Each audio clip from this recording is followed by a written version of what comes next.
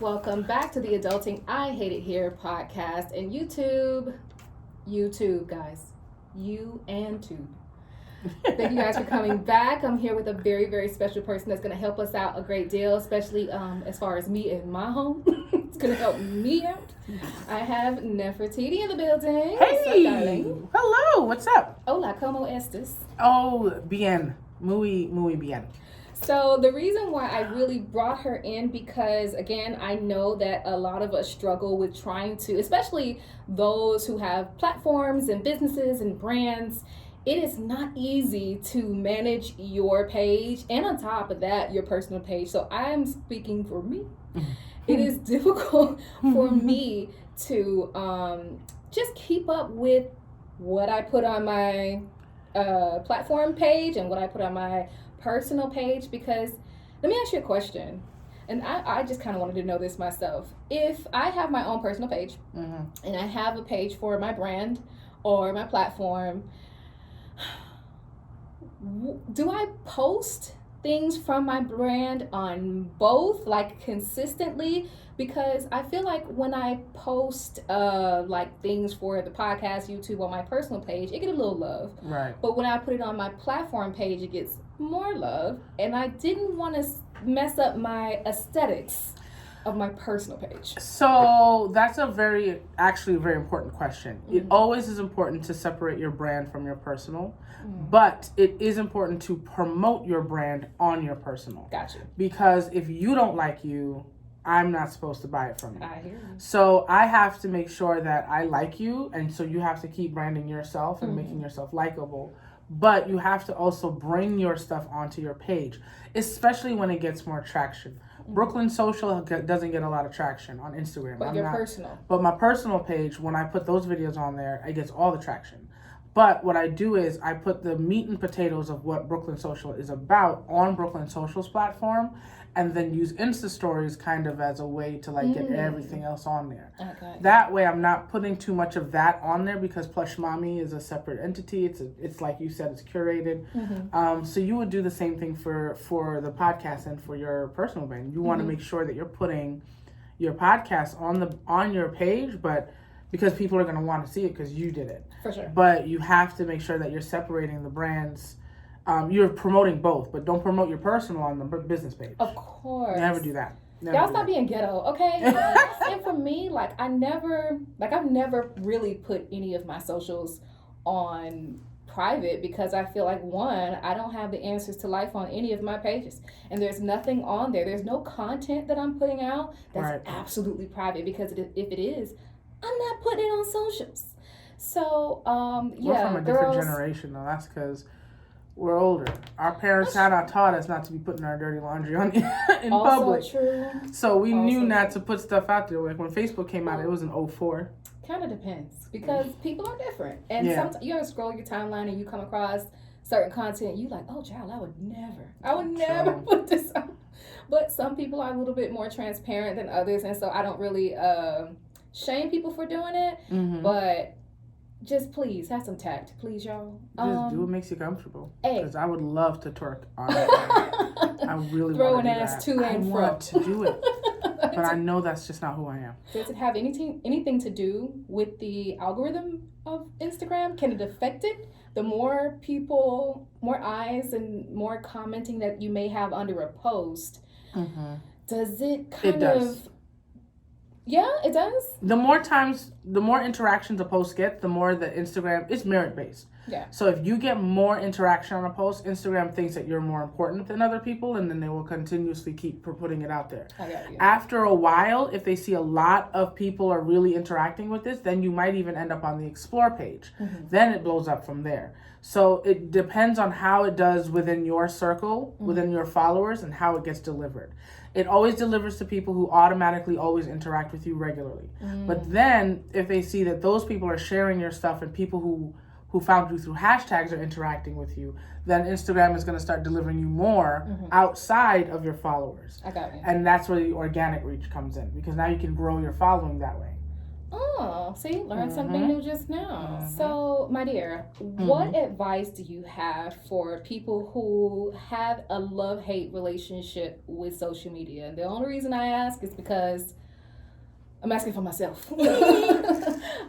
Because, I mean, there's a part of me that feels like social media is extremely pretentious. And sometimes I really struggle because, one, I care, but I don't. But I know the importance of promoting and marketing and doing all those things, especially having the podcast and YouTube. Like, I understand the importance, but I hate it so deeply. Like, it's deep hate.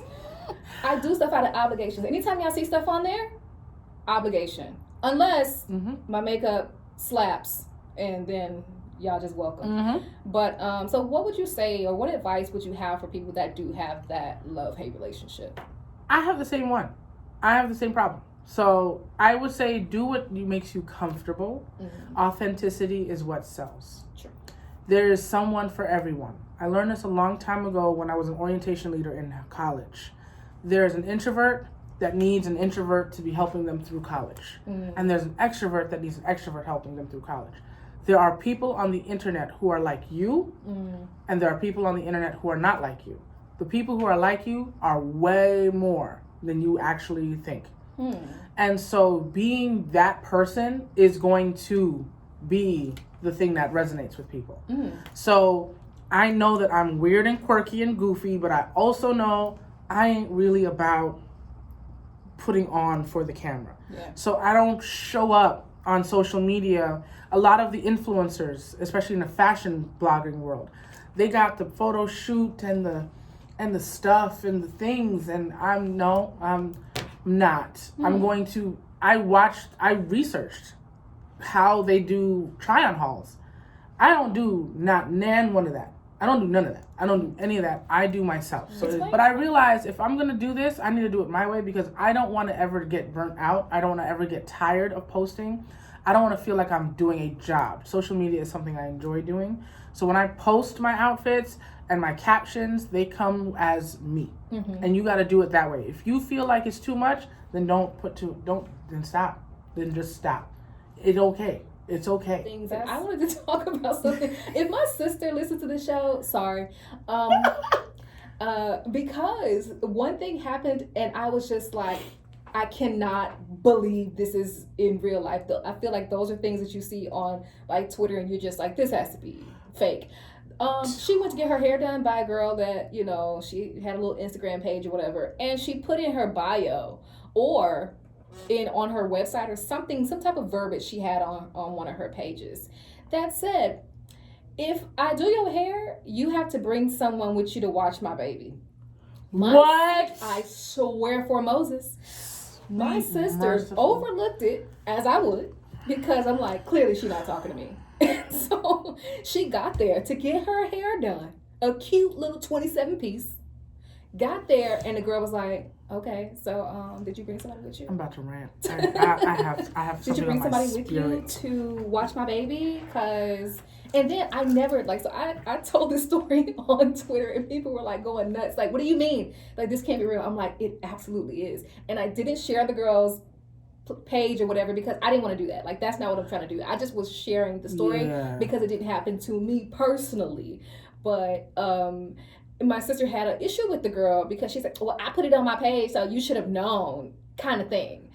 And so I was like, bewildered, okay? I was flabbergasted, if you will, because I couldn't believe that this is a part of someone's page, bio, any type of verbiage that they have out there, giving people these type of instructions to bring someone with you, preferably a child, older than an 8-month-old, to watch my 8-month-old.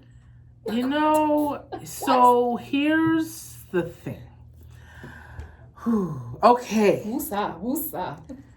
I have said this to a friend of mine, a business owner friend of mine, and I say, because I've seen major brands do stuff like this. Excuse me? I have seen, not stuff like that, but I've seen major brands literally go tit for tat on Twitter and on Instagram Ooh. with influencers like they at the park and it's about a catch me outside situation. No. I have seen this. I'm not going to name the brand, but I quite literally have their things at home in my house.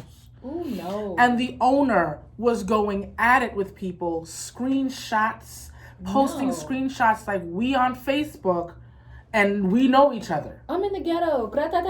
And I was like, is it because this industry, we have a new generation of entrepreneurs who don't know a world without social media. And so I think what's happening is the rules have changed on business politics and business acumen and business etiquette. But I don't think the rules have changed. I think they are just going to have to learn the hard way because I can't stand when I hear these things. It makes me crazy. And the beauty industry in general be out of pocket. Like let me stop. Excuse me. Because I'm big one. They're out of pocket. Like my very first client was a hairstylist, and she has like a laundry list of things on her page, and she became an influencer.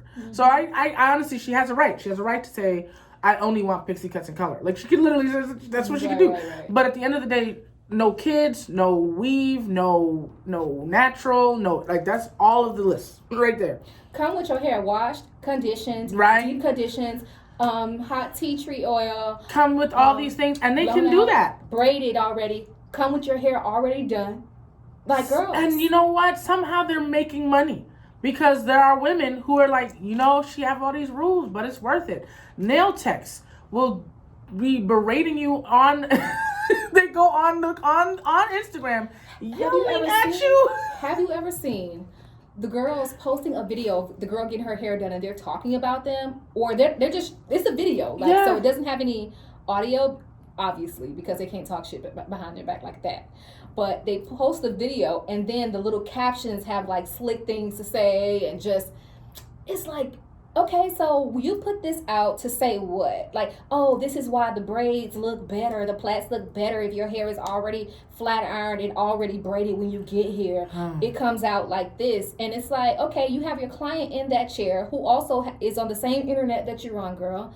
And for your potential clients, I feel like I don't want to go to you because you may do that behind my back. Like you scratching dandruff out my hair and you like, look at this damn snowstorm. I don't want to see nothing like that. You need to have some form of couth. Like it's just business rule. It's the same thing. I'm not going to patronize this business if you're going to be rude to me. A major brand. She blocks me. I didn't even say nothing to you. I just said, look, this is not how social media should work. Can someone please get me in touch with this lady so I can help her? And you blocked me. What is this? She was like, I don't need this kind of negativity. What? And she didn't even know. I was like, I know people are coming for you. I didn't even come for you. Like, I just said, let me help you. I legit was like sincerely trying to help you. And you block. And I'm over here trying to understand how does this how does this happen in 2020? Like, we don't do this. We do not go back and forth. You know what it is? It doesn't make sense to me. I know exactly what it is. Because we're very sensationalized and we really enjoy the we like the tea. We like, get a little gossip, a little, the girls love it. The Shade Room, the TMZ, all the teas. Yes. They love it. Everybody eats it up when they see it. When they see, granted, that's probably for marketing, whatever, but you see like a Wendy's brand and arguing with Burger King and arguing with... But that type of arguing is for marketing. Correct. But what I saw was like, catch me outside, pull up arguing. Wendy's and Burger King ain't gonna go that level. But see, this is what I'm saying. You have people who kind of praise people and businesses for standing up for themselves or reading or dragging. Yes. That type of behavior is rewarded, especially for Black communities, because we see that as like, I don't know. Strength. Right. Like, oh yeah, they dragged them and they, they screenshotted and got on the Shade Room. Like, guys, we have to stop being so reactive. Every time we see a business mess up, say inappropriate things, lack class and etiquette or couth, we cannot react every single time, because guess what? You're putting ducats in their pockets. Yeah. You're getting eyes and traction to their page. Yep. You're getting all of these things, and they don't deserve it. So it's a lot of power in scrolling over things that you don't like and you don't agree with. There's a lot of power in that, because the moment, even retweeting, like retweet and comment, or sharing, even doing those things and explaining your displeasure, is giving them more traction. That is how more attention. Trump is president. It's quite literally. He is the example of who we why don't we think should we are. Ignore why words. What is it? Glue and rubber and bounce off of me. We have to ignore. Like the stuff that we learned in grade school, we have to start applying it in Twitter. And all over. Like that Gucci mess.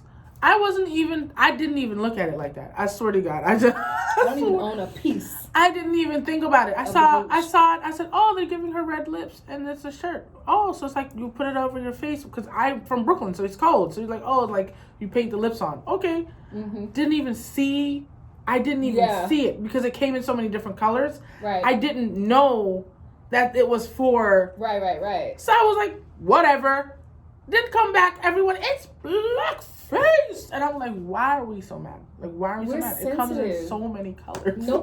Nobody wants to say that thing, but that's the reality, is that a lot of Black people are sensitive because we suffer from PTSD. Yeah. And I'm not going to go into that, but we are triggered all the time by these things, because so often and for so long, others have been telling us that what we're experiencing, we're not experiencing, and we are treated to believe that what we actually are facing and dealing with on a regular, the microaggressions, all of those undertones of racism, we deal with it on a regular basis. And so when it happens, it makes you feel like you're crazy for even acknowledging it. You feel like a crazy person. Like, I know I'm not dumb, and I know you blatantly are doing something racist or inappropriate or whatever. And so now, because we have these platforms and because we have the social media, now we can express our anger, and we can really put those 280 characters to work on Twitter and really get those thumbs working. Your thumbs be having smoke on it by the time you're done. And okay, you got that out, and you said this to this company, which they overlooked your comment, and it's still going on because you're still perpetuating what I feel like that's a marketing plan for them, is to offend us, and we just catapult them to. It actually is, and there's studies on this. Really? Yes. So I actually did an episode about what goes viral. And people don't realize that if you look at all of the viral videos of ever, they all have a central theme. And so what we found, like I did the study, child. No. What I found, scientists and I, when I read the book, the book was called Contagious, and what he said was, the number one thing that goes viral is the anger emotion. Emotions, it has to evoke emotion. Happy emotions go viral, but anger is the number one thing. Anger and sadness always go viral first. So, unarmed Black man getting shot, quick to go viral. Because Black people have PTSD. They know. So these marketers, they understand that if they make us angry enough, we will talk about it a lot, and it will make white people happy enough about our anger, and they will buy their things more. Out of spite, because that's how the whites work. Exactly. I myself pride myself in knowing when a moment is coming, more so with pictures. And I also get upset with people because I feel like, look, I'm a photographer when it comes to other people. I'm scooting on the floor. I'm on the floor laying down in army style, okay? Army crawling, trying to get that angle, that lighting, tilt your head forward, down, to give you the best goddamn look. And when other people take pictures of you, it's like, okay, here. You like, okay. Because I don't know what to do. I'm that person. God damn it. I don't know how to. I try to get the angle, and I think it's a good angle. And I'm like, I don't know if this is right. Y'all, let me talk to y'all directly. All of y'all uglasses who take pictures of me and do not direct me. Babe, you are also included. Look, when I take a picture, I can really see a moment. Like, if you're peeking over something, I'm like, oh, just stay right there, stay right there. and get a cute, and you're like, oh my God, I didn't know I was such a bad bitch. But when it's my turn, I mean, my hair everywhere, I got something on the corner of my lip, like, just don't care, okay? And I need y'all to pay more attention, because don't do your people like that. Don't do people you love like that. With a camera, I got you, but with the iPhone, I don't know why. The phone, I can't do the same. What? I can't, and I'm a freelance photographer, a content creator, and I cannot do it. But with a camera, oh yeah, I got you. But when I got to get the phone, I'm like, because like personally, like I'm not great with candids. Like when people take pictures of me, because I'm like always doing something goofy and stupid, and I look ridiculous.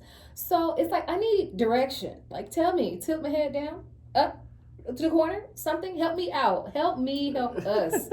How else we gonna go viral? And so tell everybody where they can find you in case they need you. You're in the shade room. I am the Plush Mommy on all platforms for my personal brand. And you can find me on Twitter at media_Brooklyn or Brooklyn_social, because Twitter. Brooklyn_social on Instagram. But of course, you can just find me on everything on the Plush Mommy. I'm the Plush Mommy everywhere, including YouTube. But thank you guys again so much for tuning into the episode. Make sure you catch the episode on YouTube. Subscribe to my YouTube channel. And I'll see y'all next week. Thank you to Nefertiti for stopping by. Thank you. We out. Bye. Peace.